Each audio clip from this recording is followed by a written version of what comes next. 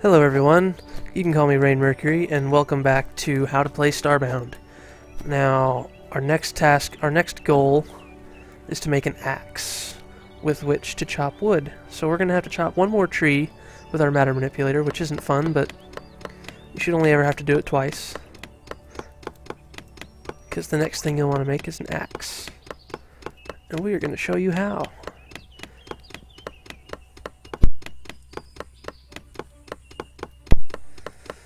Almost done chopping our rose tree. Down it goes. Alright, so now we have more wood. We can make enough wooden planks for our stone axe. We need 13 more, which is 5 of these. Boom. Now we can make an axe. Oh, no, we don't have any more cobblestone. I turned it all into that. So, we'll take our pickaxe and grab some more. We need 10 cobblestone. Also, like I said before, you can interact with the background by right-clicking. You can also mine out the background, which is useful because you get even more of what you're mining here. I don't think ores can appear in the background just yet, but I've read somewhere that it might happen in the future. So now we have enough to make ourselves an axe. Boom. And again, you can place that anywhere in the hotbar you like. I prefer number 7. Put this in our building materials. I like to keep my campfire on 8 and my dirt on 9. This shouldn't be there. It's starting to get dark. We need to hurry quickly. So now we need... Well, we don't need more wood right now, actually. So we should have enough to make a door. Doors require 20. We need 18. That's 6 of these.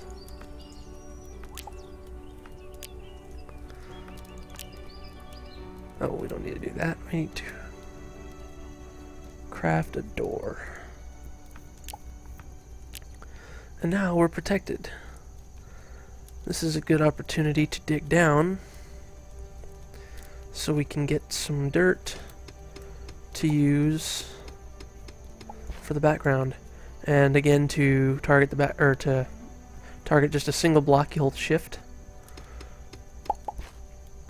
Oh, one more thing that I like to do. Some people might like to use climbing ropes once they have the iron for it, but even in Terraria, I've always liked to use platforms because you can stick them anywhere. And in this game, they actually form stairs if you place them right. So I like to keep platforms on hand so that I can do this. Well, I can't do it while I'm standing there. Now, you can hold down and jump to get through there. And while we're collecting dirt, I'm going to go ahead and get a head start on making my farming tunnel, which, at least on your first planet, while you're spending so much time here, it's very useful to start growing your crops, because the more you grow, the more seeds you get, and the more you'll get, and you'll stock up on food, which is very good, very important. If you do this, at least on your first planet, you'll be set with food for a while, as long as you keep harvesting it while you're doing other things. And I'm mining out the background so that I can replace it with packed dirt, because again, if you leave normal dirt backgrounds, monsters can spawn in your area, and that's not fun. So now we have plenty of dirt. We're going to turn it into packed dirt. I usually do 100 units at a time, which gives us 300 packed dirt. And we'll throw that right there for now. Now we can fill out our house. I'm just holding right click and moving back and forth so I don't make any mistakes.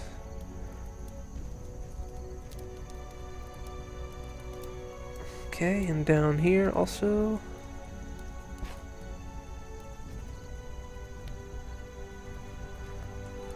Alright, now our area is safe. Oh, you may notice when I'm out here far away from my campfire, this temperature gauge pops up, and this green arrow tells me that it's going down slowly. The more arrows, the faster it's going up or down. And if it gets to the bottom, you will freeze to death. So pay attention to that, and this is why you'll like to have a campfire on your hotbar. Because if you're out exploring and you realize you're about to freeze to death, you can just throw down a campfire, and boom, you're good. And to pick it back up, you can either use your matter manipulator, which is kind of slow. You can use your pickaxe, which is probably slow with the lower tier pickaxes. The fastest way at the beginning is to use your axe to pick up furniture. And it's back in my inventory, which I don't want it to be there. Okay. Also, I didn't say this before, but I put my weapon here because there's quick ways to get back to this to pull out your weapon quickly. Say you're out mining and you want to fight, and you need to fight something, you push that same key or same number that gave you your stone pickaxe, and you're back to your sword. And then you can switch to whatever you want. Same thing, if I'm on my matter manipulator and press 1, it'll go back to my sword. You can also press X. If you're holding anything and you press X, it'll switch to whatever's in your left hand. Now, say you can have two different things in your right hand, which I'll actually get to in a moment.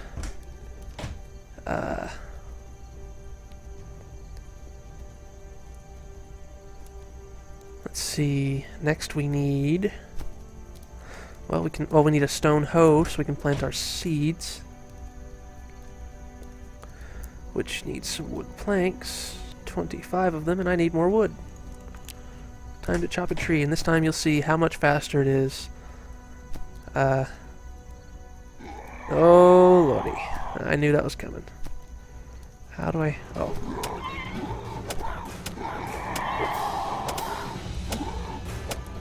And I'm probably gonna die. Because at night it's much more dangerous out here. Oh, I got him. Okay, and right now I don't actually have a way to restore my health, so we're just gonna deal with it. So we need to chop one more tree. Much quicker. Sometimes they'll fall in caves. The direction that you're facing and the side on the tree you're in will determine which way the tree will fall. So if you didn't want it to fall into that hole, you could stand over here and chop that way, but then of course it'll fall in this hole. Also, you saw me earlier, I held both my axe and my flashlight at the same time, because my axe right now is in my left hand, you can see that. If you hold shift and push a button, you will fill your right hand.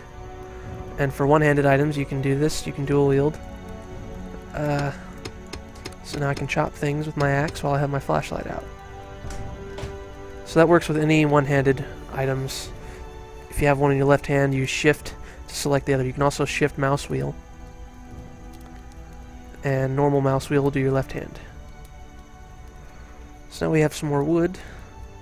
We need 25 planks.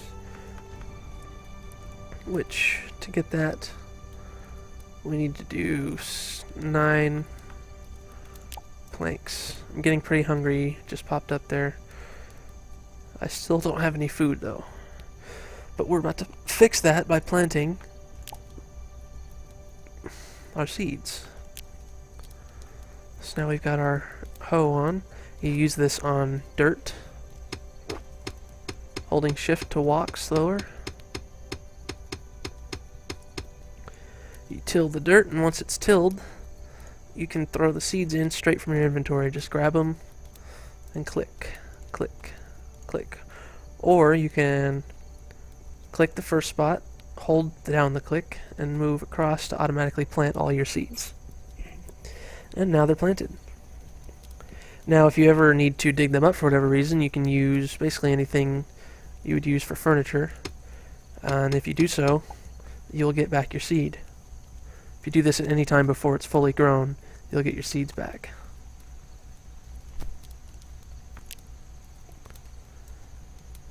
Uh-oh. There's a monster attacking our house, and he flew away. Okay. So, we've got our tools. At this point, now that you have an axe and a pickaxe, you really don't need the matter manipulator anymore. But if you've got nothing better to put there, you might as well keep it there, because it is useful for grabbing things at long range and also lighting up the ground. You can see if there's ores or something there.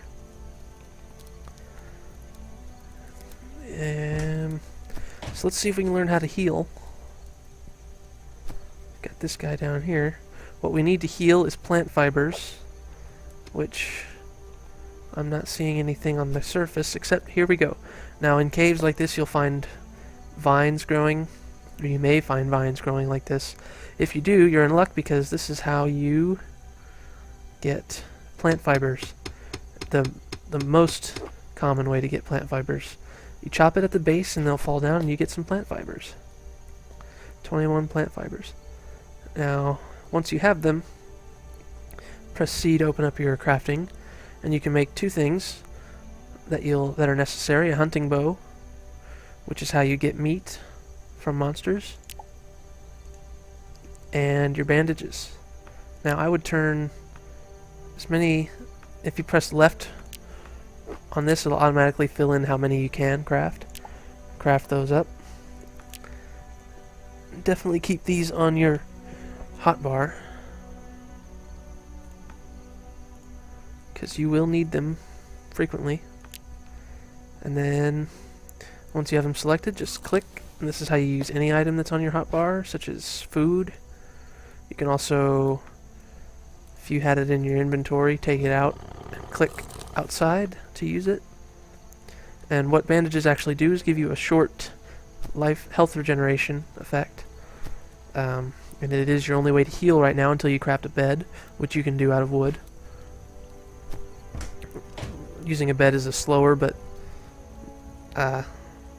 it's a decent way to heal when you're in your house. I need to open this up a little bit.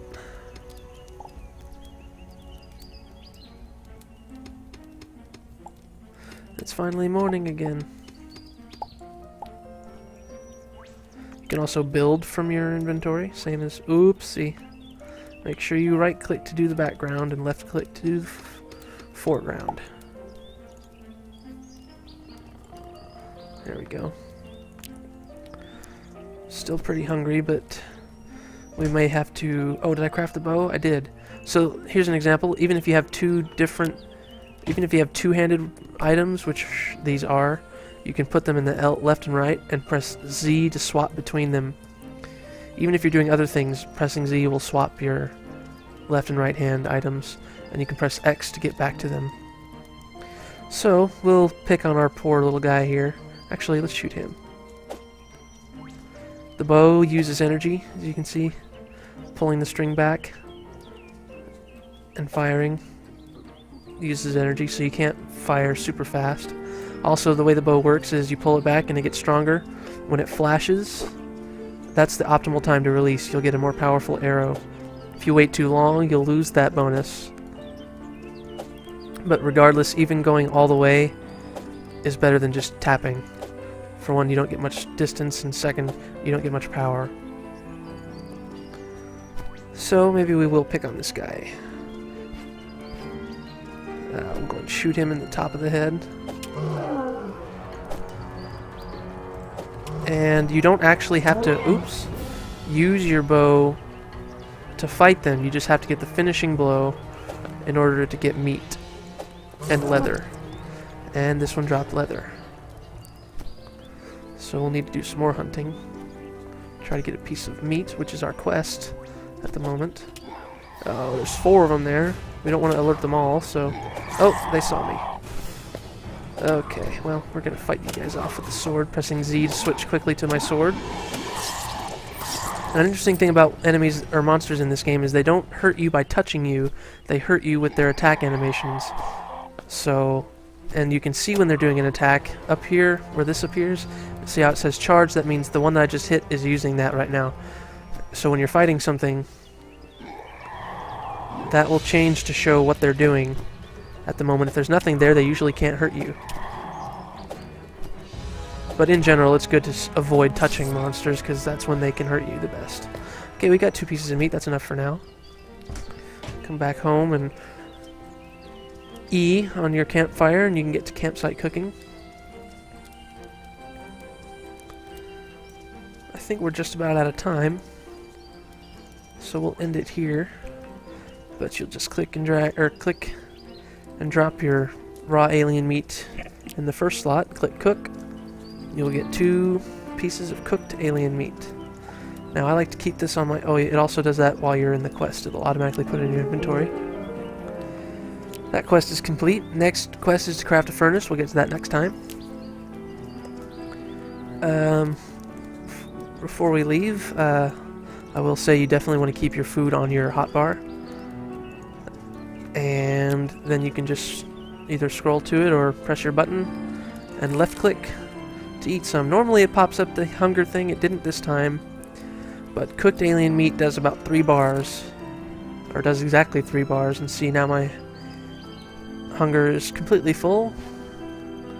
So, oh, and you can see our crops are growing. So, in the next episode, we'll see how to harvest them and make stuff out of them. So, thanks for watching. If you have any questions or comments, of course, the comment section is open. But in particular questions, if you have questions about things I haven't covered yet, I mean, I'm happy to answer those until the next episode's up. So, thanks for watching, and I'll see you in the next episode.